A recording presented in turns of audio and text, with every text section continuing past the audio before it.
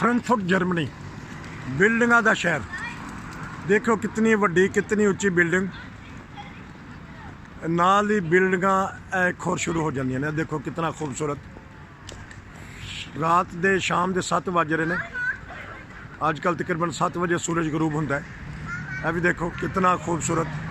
अजे होर भी ने तुहानू जर्मनी के शहर फ्रैंकफर्ट के नज़ारे कराए जा रहे हैं। यह देख लो, अज फ्रैंकफर्ट आए हैं।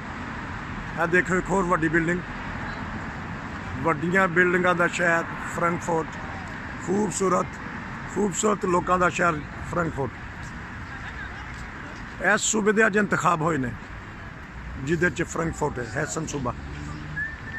तो यह नज़ारे तुहानू दिखा रहे हैं, खूबसूरत नज़ारे जर्मनी वड्डियां बिल्डिंगां दे विचों। इजाज़त दवो।